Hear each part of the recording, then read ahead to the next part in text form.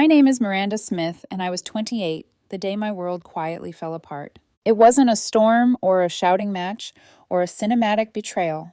It was a quiet Tuesday afternoon when I came home early from a work trip, still smelling faintly of airport coffee and jet fuel, holding a box of Gabriel's favorite croissants because I thought surprises were romantic. The apartment was supposed to smell like home, his cologne, my candles, the faint scent of laundry. Instead, it smelled still. Not empty, just paused like a room that knew something I didn't. "Gabriel," I called, pushing the door shut with my hip. My suitcase wheels clacked against the hardwood. There was a faint rustle from the bedroom. I smiled, relieved. "Hey, babe, I'm back early." Meetings wrapped up faster then. I froze in the doorway. Gabriel was standing by the bed, our bed, the one we bought together after 3 years of saving and arguing about thread counts. He was folding clothes into the big suitcase, the one we'd bought for our dream Europe trip that never happened. The sound that came out of me wasn't a question so much as a warning. "What are you doing?" He looked up startled for half a second, then exhaled like he was annoyed. "You're back early." "Yeah," I said, trying to smile. "Wanted to surprise you." "Guess you did." He turned back to the suitcase, folding a sweater that wasn't even his favorite. His movements were too careful, too deliberate. The air in the room thickened. "Are you going somewhere?" He hesitated. "Miranda, we need to talk." My chest tightened. Those 4 words always the prelude to heartbreak. "Okay," I whispered. "Then talk." He didn't stop packing, didn't even look at me. "I'm moving out." I laughed instinctively. Very funny. "What's going on?" "I've been meaning to tell you for a while," he said. The timing was never right. "What do you mean moving out? Did something happen? Are you okay?" "I'm fine. I'm better, actually." He zipped a makeup bag mine and set it aside as if cataloging my life to discard later. "I've been seeing someone." The words hit like blunt force to the chest. My mind split half denial, half comprehension. "What?" Her name spilled out of him like an afterthought. "Lena. We met at that networking thing 4 months ago." 4 months, I repeated. "You've been cheating on me for 4 months." He sighed. "Don't say it like that." "Like what, Gabriel?" My voice cracked. "Like the truth." "We grew apart. You had to have felt it." I took a step closer. "No, I didn't feel apart. I felt stable. I thought we were happy. I thought I stopped words falling apart like dominoes. Why didn't you talk to me? We could have—" "Oh my God, Miranda." He laughed sharp and disbelieving. "That's so you. Always thinking you can fix everything with a conversation. Not everything needs to be analyzed." I blinked hard, trying to process the stranger in front of me. "We've been together 6 years. You don't just throw that away." "I'm not throwing anything away. I'm choosing something better." He finally looked up, eyes colder than I'd ever seen them. "You used to be fun, Miranda. You used to laugh. Now you just plan. You've turned our life into a checklist." My throat burned. We were saving for a house. He shrugged. "That's what I thought I wanted at 23. I'm 29 now. I'm not the same person. And honestly, neither are you." I stared at him. "Then what are you saying?" "I'm saying Lena makes me feel alive again. You make me feel trapped." I felt something snap inside me, quiet and final. Trapped. I repeated, voice, barely audible. That's what I was, a trap. He zipped the suitcase. The sound cut through the silence. "You'll understand one day." "I don't think I will," I said softly. "Because I loved you, because I thought I stopped my voice shaking. You know what? Never mind." He grabbed the suitcase handle and rolled it toward the door. "Lena's picking me up in 20 minutes. You planned this." "Yeah," he said without hesitation. "It's easier this way." "For who?" No answer, just the sound of wheels against the floor. I followed him into the living room, the place where our memories lived. The couch we built together at midnight. The framed photo from our 5th anniversary. The coffee table with a scratch from the time we tried to dance in the dark and tripped. He stood near the door, suitcase upright, looking at everything like it belonged to a different lifetime. "I'll text you about my stuff," he said. I didn't move, didn't speak. "Miranda, don't be like this. We can be adults." "Adults," I whispered. "You cheated, Gabriel. Adults talk before they betray." He opened his mouth, then closed it. "I didn't mean for it to happen." "That makes it worse." He shrugged helplessly. "Goodbye, Miranda." And then he left. Through the window, I watched him walk down the steps, his phone lighting up. A silver car pulled up Lena's. She jumped out, smiling too brightly, hair catching the late sun. She kissed him before taking the suitcase. He smiled back. And that was it. 6 years gone in a single exchange, like the world owed us nothing. I stood there for a long time, watching the car drive away. The air conditioner hummed softly. The clock ticked too loud. Every sound felt foreign, like my home was mocking me for believing in forever. I walked back into the bedroom. His side of the closet was empty. The faint scent of his cologne still hung there ghostly and cruel. On the nightstand sat a small Polaroid our last vacation.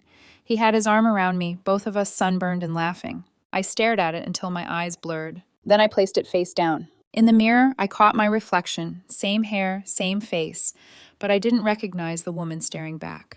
The world hadn't exploded, the sky hadn't fallen. It was worse than that. It was quiet. I didn't scream, I whispered. I picked up my phone, opened. Our chat scrolled through the old messages. Good mornings, inside jokes, I love yous. And then, without hesitation, I hit delete thread. All gone. I turned off the lights, crawled into the cold half of the bed, and stared at the ceiling. I didn't scream. I whispered again, as if repeating it made it real. I just stopped existing for a while. The next morning, I woke up to sunlight cutting through the blinds like it had something to prove. The apartment was silent, except for the distant hum of traffic, the kind of silence that doesn't comfort, it accuses. Gabriel's side of the bed was untouched. The faint crease where he used to sleep was already fading. I sat up slowly, my body heavy with that strange kind of exhaustion that comes not from lack of sleep, but from too much thinking. My phone buzzed. Gabriel. I'll come by next week to pick up the rest of my things. I stared at the message. The audacity of it. Then I did what felt like the only act of control left to me.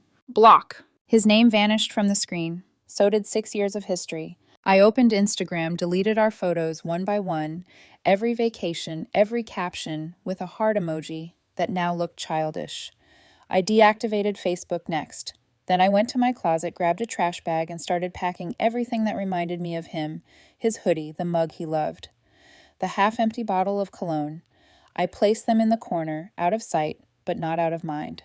Maya showed up that afternoon with 2 things, a bag of takeout and a bottle of wine. She looked at the chaos in the living room and sighed. So I take it he's officially gone. I nodded and blocked. That's my girl, she said, trying to smile. Step 1 of healing digital erasure. Does that work? She shrugged. No idea, but it feels productive. We ate silently for a while. She didn't push me to talk, just sat there occasionally pouring me more wine. Eventually, she broke the silence. Miranda, do you want to crash at my place for a bit? I'll be fine. Will you? I stared at the wall where a faint shadow remained, where our framed photo had hung.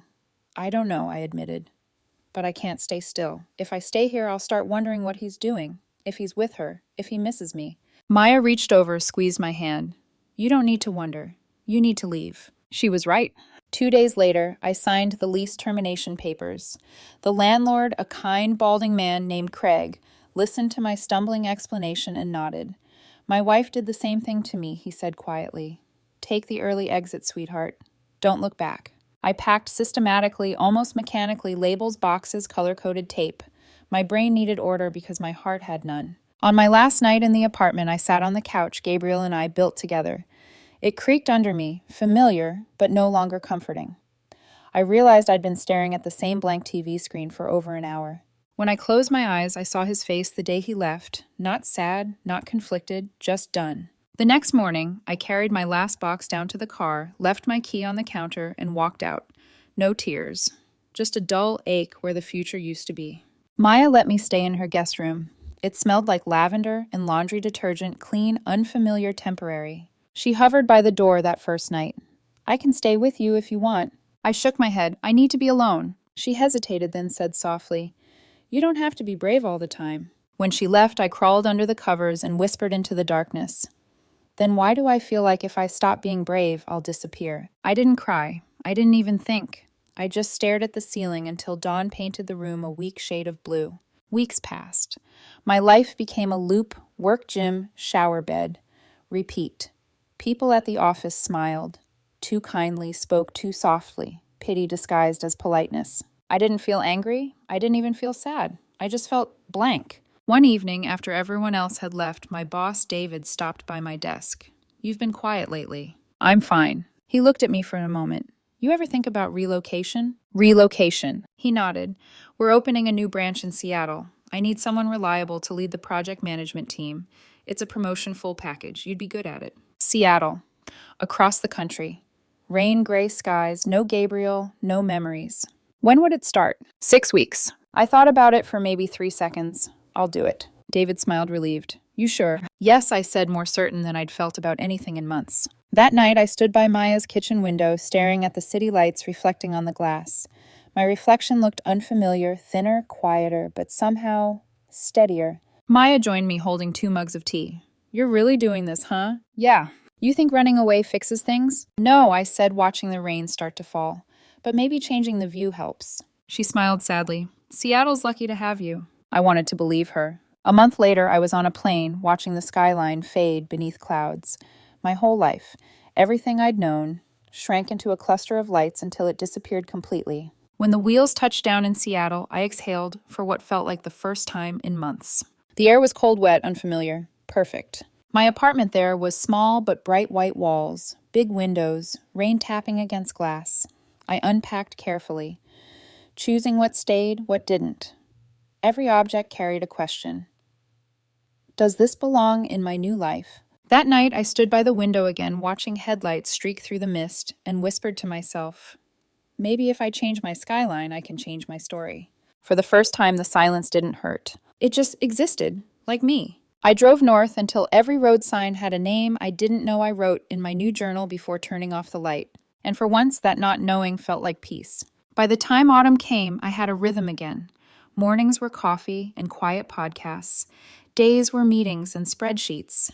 Evenings were gym groceries and rain tapping on glass, while I answered emails with the calm of someone who finally stopped expecting her phone to ring. Seattle had a way of softening memories. The gray skies, the constant drizzle, it all blurred time. I liked that. The city didn't care who I used to be.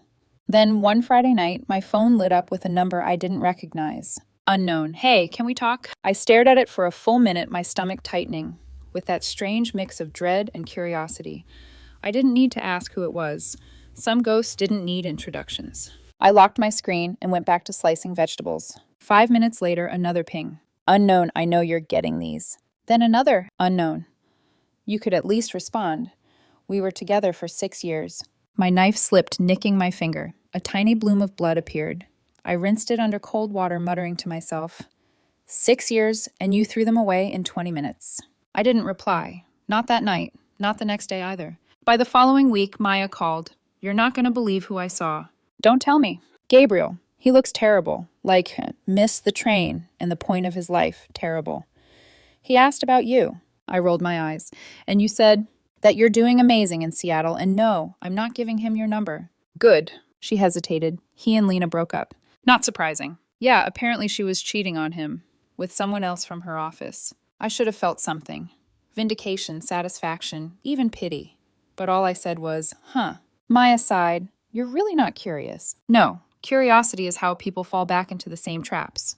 That night, I went for a walk through the drizzle, Seattle's streetlights bleeding gold through the fog. The air smelled like rain and distance. My thoughts kept circling the same point, how easily people mistake loneliness for love. 2 weeks later, another message. Unknown. I'm sorry for everything. I made mistakes. Can we talk, please? I read it 3 times. My hand hovered over the keyboard, but I didn't type a single word. Instead, I opened my journal and wrote, they don't want you back. They want to feel forgiven so they can forgive themselves. The next morning, I changed my number. 3 months passed. I learned the smell of the sea after rain. I started climbing again, joined a photography club, found comfort in the simple act of living without explaining. Then one evening, my office phone rang. Miranda Smith speaking. Silence. Then a soft, trembling voice. Please don't hang up. My breath froze. Gabriel. I had to call your office. I told them I was your brother. I just needed to hear your voice. My pulse hammered, but I didn't hang up. Maybe it was curiosity, maybe habit. You shouldn't have done that. I know, he said quickly. I've been thinking about everything. Lena wasn't who I thought she was. She was seeing other people the whole time. She never cared. I was stupid, Miranda. I threw away something real for something fake. His voice cracked raw and familiar. I felt a flicker of something sympathy maybe, but no warmth. I'm sorry that happened to you, I said quietly. That's it? He asked, almost angry. That's all you're going to say? What do you want me to say? I want you to say you forgive me, that maybe we could start over. I hesitated, not because I didn't have an answer, but because I wanted him to feel the pause, the weight of silence he'd left me with. I can't do that. Miranda, please. I know I hurt you. I know I said awful things, but I was scared. I didn't know how to be happy without ruining it. I want to fix this. I want to fix us. I swallowed hard. Gabriel, I'm seeing someone. The silence that followed was so long I thought the line had gone dead. Then, you're what? His name's Liam. We met through work. It's been almost a year. He laughed sharp and bitter. A year. You moved on that fast. You left me for someone you'd known 4 months. Forgive me if I didn't wait around for your remorse. That's different. No, I said firm now. It's not. You made your choice. I made mine. He was breathing hard. You can't just replace what we had, Miranda. 6 years. I'm not replacing anything. I'm building something new. You should try it. He said nothing. I could almost hear the tears he refused to shed. Finally, he whispered, She doesn't know you like I did. I almost smiled. You're right. She doesn't. Because he knows who I've become. He exhaled broken. I still love you. I closed my eyes, then love means letting go, for both of us. And I hung up. My hands were shaking, my heart wasn't. I stared at my reflection in the dark screen of my laptop, same eyes, but steadier now. I deleted the call history, blocked the number again, and whispered to myself, Pity isn't love, and I'm done confusing the two. Outside, the rain started again, steady and soft, like applause for the person I was finally becoming. It was a Sunday morning when my phone rang again, an unknown number area code from my old city. I almost didn't answer. But something in me, that old polite reflex that hadn't fully died, made me swipe. Hello, Miranda. The voice was soft, trembling. It's Patricia, Gabriel's mom. I froze. Oh, hi, Patricia. Oh, sweetheart. She exhaled the way only mothers do when they've been holding in too many words. I hope this isn't a bad time. It's okay, what's going on? She hesitated. I just wanted to talk to you about Gabriel. My chest tightened. I don't think that's a good idea. Please, she said quickly, her voice breaking. He's not doing well. I don't recognize him anymore. He doesn't eat, doesn't sleep. He says he made a mistake, Miranda, a terrible one. You two were so good together we all thought you'd get married. Her words hit somewhere deep, not because I believe them, but because I used to. Patricia, I said gently. He left me. He told me I was a waste of his 20s. I'm just taking him at his word. He didn't mean that, she said, desperate now. You know how people say things when they're scared? He regrets it, Miranda. Please. He needs to see you, just once. I can't do that. Her tone sharpened. You can't forgive him. I already did, I said quietly. But forgiving isn't the same as returning. A silence stretched heavy and disappointed. You've changed, she said finally, accusation hiding behind sorrow. You sound so cold. I sound like someone who finally learned where to stop giving, I replied. For a moment, I thought she might hang up. Instead, she sighed. He's not the only one who lost something. I know, I whispered. I lost something too, the version of myself that kept believing love meant endurance. She didn't respond, just said almost tenderly, Goodbye, Miranda, and hung up. That evening, the apartment felt different. The rain outside hit harder than usual. I poured myself a glass of wine, sat by the window, and stared at my reflection, a woman learning the difference between empathy and obligation. When you're a woman, people expect softness. They expect forgiveness to come easy, like it's part of your anatomy. But forgiveness without boundaries is just permission to be hurt again. I thought I was done hearing from the past. I was wrong. 3 days later, an email arrived. Subject, please read this. Just once. From Gabriel Cole. For a second, my breath caught. I considered deleting it unopened. But curiosity or closure won for once. It began with, I don't know where else to put these words. He wrote about sleepless nights, about how Lena was a mistake, about how he'd been trying to fill a void that only grew deeper. He said he missed the sound of my laugh, the way I made grocery lists, the smell of my shampoo. He said he hated the person he became after he left me. Halfway through, the tone shifted. You moved on so easily. Maybe I was right. Maybe you never loved me the way I loved you. You didn't even fight for us. You just disappeared. Maybe I was always the one who cared more. I stopped reading. He wasn't apologizing. He was rearranging guilt, turning remorse into accusation. I scrolled to the end anyway. Maybe Dylan was a mistake. But at least she made me feel alive. You made me feel safe, too safe. Predictable. I needed more. I guess I got what I deserved. There it was, the confession and the justification in the same breath. I sat in silence for a long time. The city outside my window blurred behind the drizzle lights, smearing into watercolor streaks. I didn't reply. Instead, I opened a new folder on my laptop and named it Proof I Survived. Then I dragged the email inside. Not as evidence against him, but as a reminder for me. That love built on imbalance always tips. that sometimes the person you miss is just the story you told yourself about them. I poured another glass of wine, leaned back, and whispered to the quiet room. Forgiveness isn't reopening a door. It's closing it without slamming it. The next morning I felt lighter. Not healed, that's too clean a word, but freer, like the pieces of me were finally rearranging into someone new. And for the first time since that night with the suitcase on the bed, I didn't wake up missing him. 2 years. That's how long it took for Gabriel to become a name I could hear without flinching. Life in Seattle had stretched around me like a new skin, not comfortable at first, but eventually mine. Work was stable, my photography had turned into something more than a hobby, and there was Liam. We'd met at a team building retreat of all places, a 3-day event filled with awkward icebreakers and forced enthusiasm. He'd spilled coffee on my presentation slides, then spent an hour helping me reprint them, apologizing every 5 minutes. He was patient, grounded, funny in that quiet way that sneaks up on you. When he asked me out, I almost said no, I wasn't ready. But he smiled, said, "That's okay. I'll ask again when you are." He did, 2 months later, and this time I said yes. Now 2 years after Gabriel's betrayal, Liam was the man sitting beside me on a plane headed to Hartford, my old home. My best friend from college, Rachel, was marrying her longtime boyfriend, and she'd asked me to be a bridesmaid. Liam reached across the armrest, squeezing my hand. Nervous. About the wedding or flying into my past? Both. I smiled faintly, mostly the second one. He studied me for a moment, his brown eyes calm. "You don't have to prove anything to anyone you know." "I know." He kissed my hand. "Still, I'm here, just in case." It was a small gesture, simple, steady. The kind of reassurance I used to beg for. When the plane descended, clouds giving way to the soft gold of New England fall, I realized something I wasn't afraid to go back. Not anymore. The engagement party was the night before the wedding, a blur of champagne string lights and laughter. People I hadn't seen in years hugged me, exclaimed how Seattle looks good on you. Liam charmed everyone naturally. He had that quiet confidence that made people feel safe. I was at the bar ordering drinks when I heard my name. Miranda. The voice froze me. I turned slowly. Gabriel. For a second, it was like time didn't know what to do with itself. He looked older, thinner. The easy arrogance that once defined him had dulled into something like weariness. His eyes searched mine, hopeful and haunted, all at once. "Hi," I said, managing to keep my tone steady. "Wow," he breathed. "You look amazing." "Thank you," I said politely. "You too."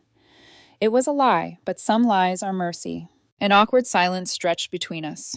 "How have you been?" he asked. "I'm good. Work's been great." He nodded slowly. "I'm okay. Better than I was." "That's good." I reached for my drinks just as he glanced across the room. "Is that Liam?" I said. "My fiancé." His expression flickered. Pain, disbelief. Something sour behind his polite smile. "Fiancé. Wow. Congratulations." "Thank you. That was fast." "It's been 2 years." "Right," he murmured. "Of course." I could see him struggling to maintain composure the same way I once did. I wanted to say he began, "I'm sorry. For everything. For how I left. For what I said. You didn't deserve that." I studied him for a moment, the man I once thought I'd spend forever with, now a stranger rehearsing regret. "It's okay," I said softly. "I forgave you a long time ago." "Really?" "Yeah. But forgiveness doesn't mean I want the story again." He looked down, exhaling through his nose. "Right. Of course." Liam appeared. Then smiling as he set a hand gently on my back. "Hey, everything okay here?" I smiled. "Yeah.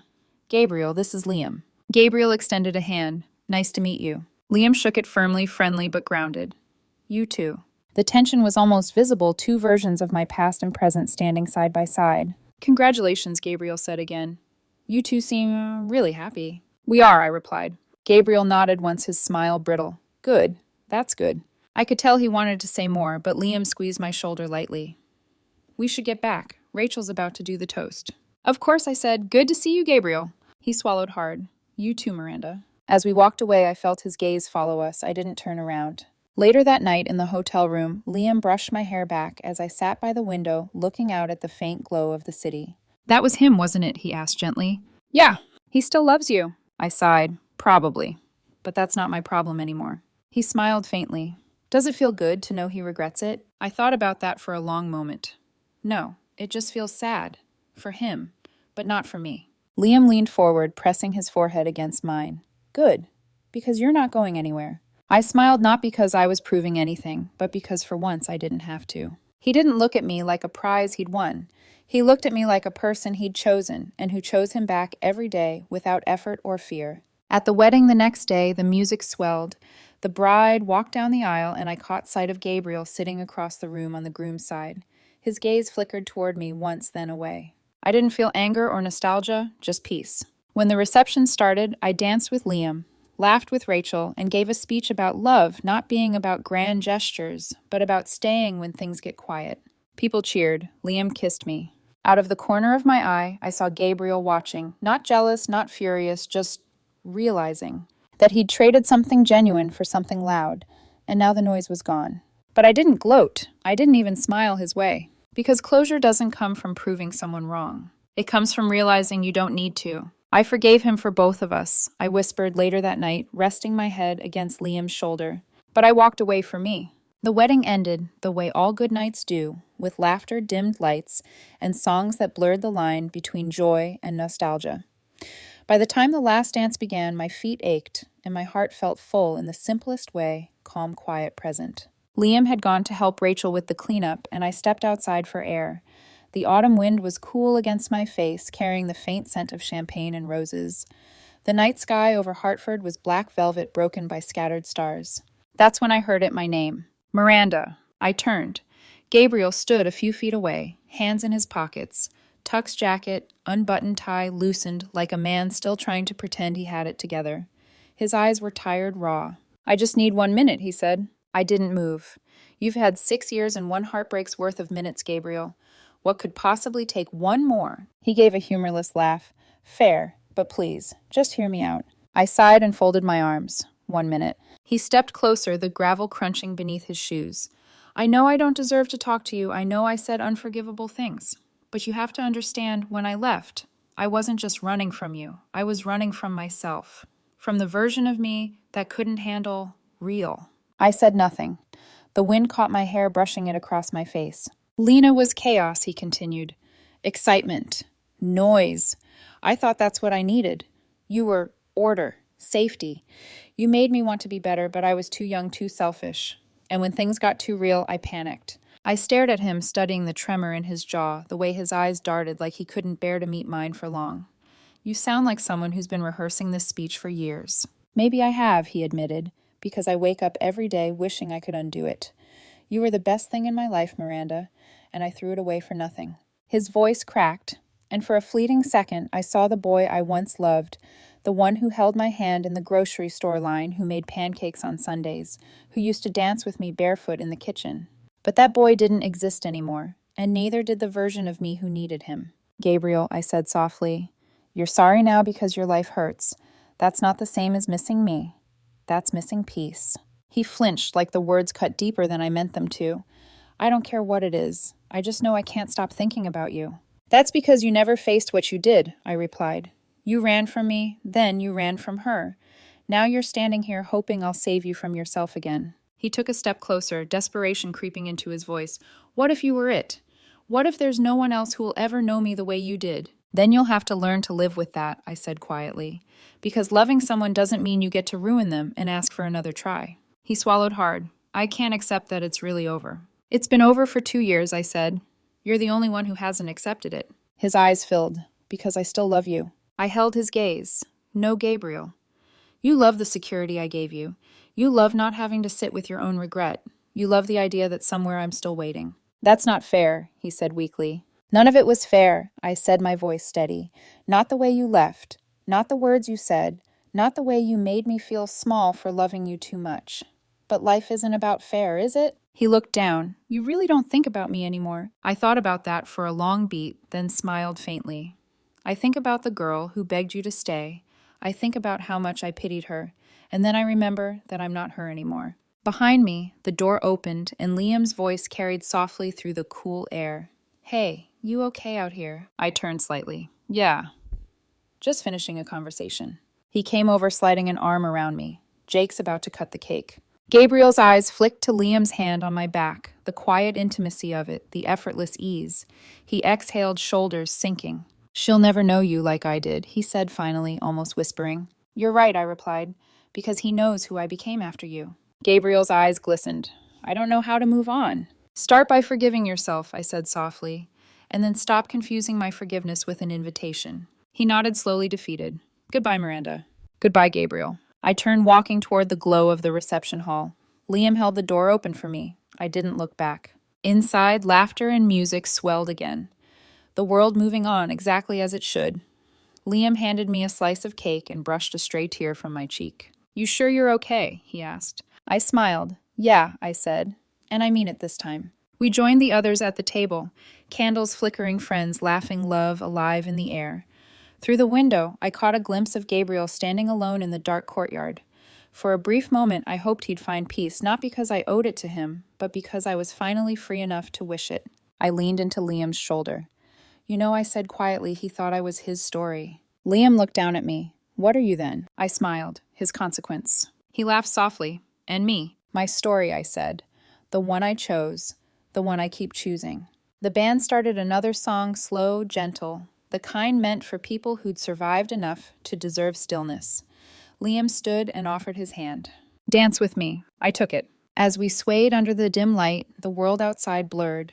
For once there was no past clawing at the edges of my peace, no unfinished story, no ache pretending to be love. Just this moment, this choice, this life. And when I looked up at Liam, I realized something I'd never understood before. The best revenge isn't being missed. It's never needing to be.